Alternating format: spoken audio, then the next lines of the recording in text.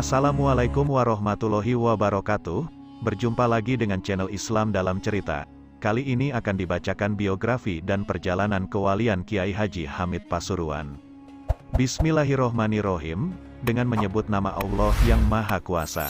Kiai Hamid lahir pada tahun 1333 Hijriah, bertepatan dengan 1914 atau 1915 Masehi, di Lasem, Rembang, Jawa Tengah, tepatnya di Duku Sumur Kepel, Desa Sumbergirang, sebuah pedukuhan yang terletak di tengah kota Kecamatan Lasem. Kiai Hamid adalah anak ketiga dari 17 bersaudara. 5 di antaranya adalah saudara seibu. Hamid kecil dibesarkan di tengah keluarga santri. Ayahnya, Kiai Umar, adalah seorang ulama di Lasem, dan ibunya adalah anak Kiai Sidik, juga ulama di Lasem dan meninggal di Jember. Kiai Haji Hamid merupakan seorang ulama, pendakwah, dan pengasuh pondok pesantren yang banyak mengabdikan diri dalam pengembangan agama Islam di kota Pasuruan, Jawa Timur. Begitu lahir, bayi itu diberi nama Abdul Mukti, itulah nama kecil beliau hingga remaja, sebelum berganti menjadi Abdul Hamid. Abdul Mukti kecil biasa dipanggil Dul saja, tapi, seringkali panggilan ini diplesetkan menjadi Bedudul, karena kenakalannya. Semasa kecil, ia dikenal sebagai anak nakal yang seringkali membuat jengkel orang-orang Tionghoa di lingkungan tempat tinggalnya. Kala itu hubungan masyarakat Tionghoa dengan pribumi memang seringkali tak akur, terlebih waktu itu orang Tionghoa sering mendapat perlakuan khusus dan pembelaan dari pemerintah Hindia Belanda. Akibat kenakalannya, ia seringkali dicari aparat Hindia Belanda. Rumah Kasdan, seorang sopir yang tinggal di daerah Kauman sering menjadi tempat persembunyiannya. Abdul Mukti muda juga sering menyamar menjadi perempuan untuk mengelabui aparat yang mencarinya. Mukti memang tumbuh sebagai anak yang lincah, ekstrovert, dan nakal. Nakalnya luar biasa, tutur Kiai Haji Hasan Abdillah Glenmore, adik sepupu beliau. Tapi nakalnya Mukti tidak seperti anak-anak sekarang, yang sampai mabuk-mabukan atau melakukan perbuatan asusila. Nakalnya Mukti adalah kenakalan bocah yang masih dalam batas wajar. Tapi untuk ukuran anak seorang kiai dipandang luar biasa, sebab sehari-hari dia jarang di rumah. Hobinya adalah bermain sepak bola dan layang-layang. Beliau bisa disebut bola mania alias gila sepak bola, dan ayahandanya tak bisa membendung hobi ini. Karena banyak bermain, ngajinya otomatis kurang teratur walaupun bukan ditinggalkan sama sekali. Dia mengaji kepada Kiai Haji Masum, ayahanda Kiai Haji Ali Masum Yogyakarta, dan Kiai Haji Baidawi, 2 pentolan ulama Lasem. Ketika mulai beranjak remaja, dia mulai gemar belajar ilmu kanuragan, semacam ilmu kesaktian. Belajarnya cukup intensif sehingga mencapai taraf ilmu yang cukup tinggi. Sampai bisa menangkap babi ngepet, tutur Kiai Haji Zaki Ubaid Pasuruan. Meski begitu, sejak kecil ia sudah menunjukkan tanda-tanda bakal menjadi wali, atau setidaknya orang besar, ketika diajak kakeknya, Kiai Haji Muhammad Sidik Jember untuk pergi haji. Mukti bertemu dengan Rasulullah Shallallahu Alaihi Wasallam. Pada saat haji itulah namanya diganti menjadi Abdul Hamid. Pada usia sekitar 12-13 tahun, Hamid dikirim ayahandanya, Kiai Haji Abdullah Umar, ke Pondok Kasingan Rembang. Maksud ayahandanya adalah untuk meredam kenakalannya, tapi dia tidak lama di pondok ini. 1 atau 1,5 tahun kemudian dia pindah ke Pondok Tremas Pacitan. Pondok pimpinan Kiai Haji Dimyati ini cukup besar dan berwibawa. Dari pondok ini terlahir banyak kiai-kiai besar. Di antaranya adalah Kiai Haji Ali Masum Yogyakarta, mantan Rais AM PBNU, Kiai Haji Masduki Lasem, Kiai Haji Abdul Ghafur Pasuruan, Kiai Haji Harun Banyuwangi, dan masih banyak lagi. Walaupun kegemarannya bermain sepak bola masih berlanjut, di pesantren ini beliau mulai mendapat gemblengan ilmu yang sebenarnya. Uang kiriman orang tua, yang hanya cukup untuk dipakai makan nasi tiwul tidak membuatnya patah arang. Dia tetap betah tinggal di sana sampai 12 tahun, hingga mencapai taraf keilmuan yang tinggi di berbagai bidang. Setelah 12 tahun belajar agama di Pondok Tremas, tokoh kita itu dipinang oleh pamandanya, Kiai Haji Ahmad Kusyairi, untuk dinikahkan dengan putrinya yang bernama Nyai Nafisah. Konon, Kiai Ahmad pernah menerima pesan dari ayahandanya, Kiai Haji Muhammad Sidik supaya mengambil Hamid sebagai menantu, mengingat keistimewaan-keistimewaan yang tampak pada pemuda tersebut, antara lain, saat pergi haji dulu, dia bisa berjumpa dengan Rasulullah. Namun sayang, sang kakek tak sempat melihat pernikahan itu karena lebih dulu dipanggil Sang Maha Kuasa. Seperti disebut dalam surat undangan, akad nikah akan dilangsungkan pada tanggal 12 September tahun 1940 Masehi, bertepatan dengan 9 Sya'ban 1359 Hijriah, selepas zuhur pukul 1 di Masjid Jami, sekarang Masjid Agung Al-Anwar, Pasuruan. Namun, rencana tinggal rencana. Pada waktu yang ditentukan, para undangan sudah berkumpul di Masjid Jami, namun rombongan pengantin pria tak kunjung muncul hingga jam menunjuk pukul 2. Terpaksa acara melompat ke sesi berikutnya, yaitu walimah di rumah Kiai Ahmad Kusyairi di Kebon Sari, di Kompleks Pesantren Salafiyah. Di sana, kembali orang-orang dibuat menunggu. Ternyata, rombongan pengantin pria baru datang pada sore hari, setelah acara walimah rampung dan para undangan sudah pulang semua. Anu, pengantin kuajak mampir ke makam para wali, ucap Kiai Masum, yang dipercaya menjadi kepala rombongan. Apa boleh buat, akad nikah pun dilangsungkan tanpa kehadiran undangan, dan hanya disaksikan para handai tolan. Sejak itu, Haji Abdul Hamid tinggal di rumah mertuanya. 5 atau 6 tahun kemudian, Kiai Ahmad pindah ke Jember, lalu pindah ke Glenmore Banyuwangi. Tinggallah kini Kiai Hamid bersama istrinya harus berjuang secara mandiri, mengarungi samudera kehidupan dalam biduk rumah tangga yang baru mereka bina. Untuk menghidupi diri dan keluarga, Kiai Hamid berusaha apa saja, dari jual beli sepeda, berdagang kelapa dan kedelai, sampai menyewa sawah dan berdagang spare part dokar. Kehidupan mereka adalah kehidupan penuh keprihatinan. Makan nasi dengan kerupuk atau tempe panggang sudah menjadi kebiasaan mereka. Terkadang, sarung yang sudah menerawang, karena usang, masih dipakai, dengan dilapisi kain surban supaya warna kulitnya tidak kelihatan. Tapi, Kiai Hamid tak kenal putus asa, terus berusaha dan berusaha. Kala itu beliau belum terlibat dalam kegiatan pesantren Salafiyah, meski tinggal di kompleks pesantren. Di tengah hidup yang memprihatinkan itu, beliau mulai punya santri 2 orang yang ditempatkan di sebuah gubuk di halaman rumahnya. Beliau juga mulai menggelar pengajian di berbagai desa di Kabupaten Pasuruan, antara lain di Rejoso, Ranggeh, dan lain-lain. Sekitar 1951, sepeninggal Kiai Haji Abdullah Ibn Yasin yang jadi nazir atau pengasuh pondok Salafiyah, beliau dipercaya sebagai guru besar pondok, sementara Kiai Haji Akip Yasin, adik Kiai Abdullah, menjadi nazir. Meski demikian, secara de facto, beliaulah yang memangku pondok itu, mengurusi segala tetek bengek sehari-hari, day to day, karena Kiai Akip yang muda itu, masih belajar di Lasem.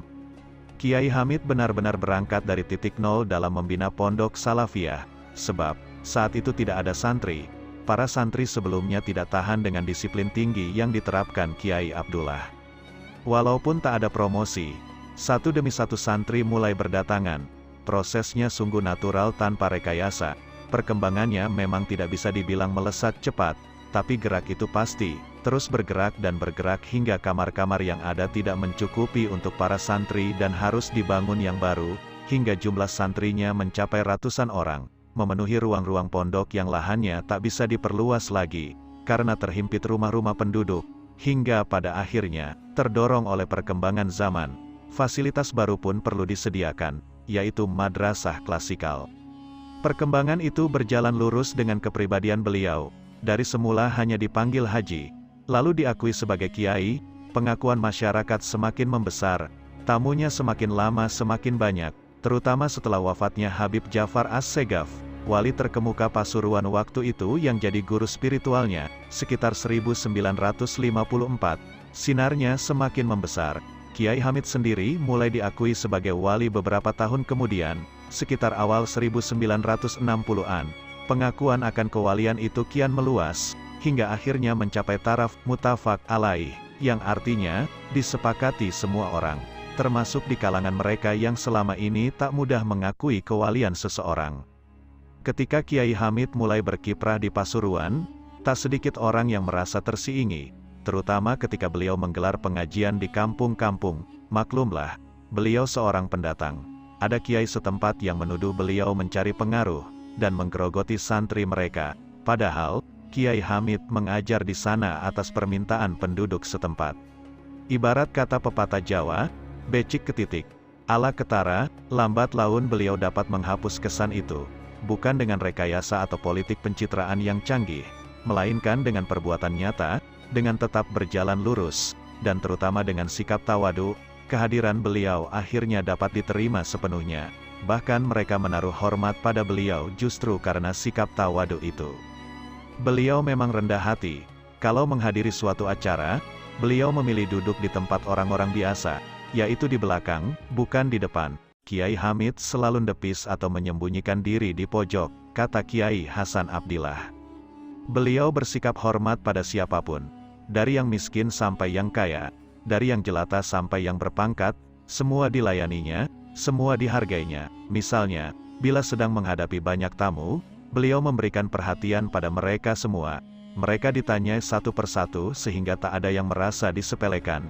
Yang paling berkesan dari Kiai Hamid adalah akhlaknya, penghargaannya pada orang, pada ilmu, pada orang alim, pada ulama, juga tindak tanduknya, kata mantan Menteri Agama, Prof. Dr. Mukti Ali, yang pernah menjadi junior sekaligus anak didiknya di pesantren Tremas. Beliau sangat menghormat pada ulama dan habaib. Di depan mereka, sikap beliau layaknya sikap seorang santri kepada kiainya. Bila mereka bertandang ke rumahnya, beliau sibuk melayani. Misalnya, ketika Sayyid Muhammad Ibn Alwi Al-Maliki, yang merupakan seorang ulama kondang dari Mekah datang bertamu, beliau sendiri yang mengambilkan suguhan, lalu mengajaknya bercakap sambil memijatnya, padahal tamu itu lebih muda usianya. Sikap tawadu itulah, antara lain rahasia keberhasilan beliau. Karena sikap ini beliau bisa diterima oleh berbagai kalangan, dari orang biasa sampai tokoh masyarakat. Para kiai tidak merasa tersaingi, bahkan mereka menaruh hormat ketika melihat sikap tawadu beliau yang tulus itu. Derajat beliau pun meningkat, baik di mata Allah maupun di mata manusia. Ini sesuai dengan sabda Rasulullah, barang siapa bersikap tawadu, Allah akan mengangkatnya. Beliau sangat penyabar, sementara pembawaan beliau halus sekali. Sebenarnya, di balik kehalusan itu tersimpan sikap keras dan temperamental. Hanya berkat riyadoh atau latihan yang panjang, beliau berhasil meredam sifat cepat marah itu dan menggantinya dengan sifat sabar yang luar biasa. Riyadoh telah memberi beliau kekuatan nan hebat untuk mengendalikan amarah. Beliau, misalnya, dapat menahan amarah ketika disorongkan oleh seorang santri hingga hampir terjatuh. Padahal, santri itu telah melanggar aturan pondok, yaitu tidak tidur hingga lewat pukul 9 malam.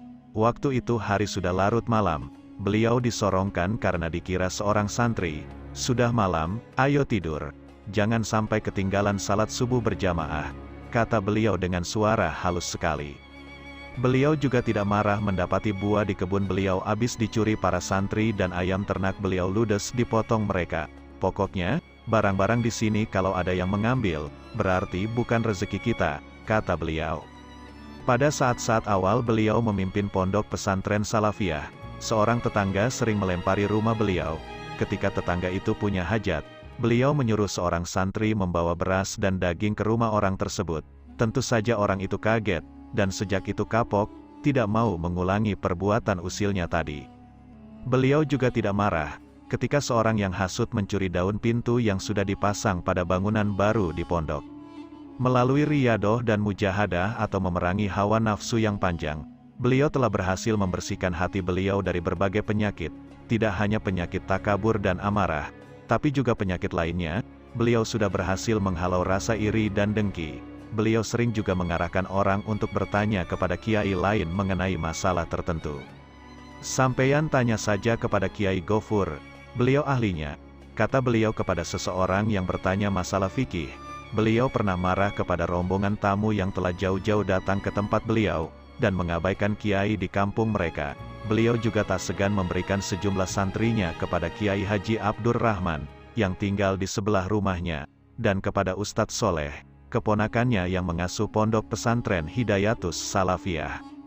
Menghilangkan rasa takabur memang sangat sulit, terutama bagi orang yang memiliki kelebihan ilmu dan pengaruh. Ada yang tak kalah sulitnya untuk dihapus, yaitu kebiasaan menggunjing orang lain. Bahkan para kiai yang memiliki derajat tinggi pun umumnya tak lepas dari penyakit ini. Apakah menggunjing kiai saingannya atau orang lain? Kiai Hamid, menurut pengakuan banyak pihak, tak pernah melakukan hal ini. Kalau ada orang yang hendak bergunjing di depan beliau, beliau menyingkir.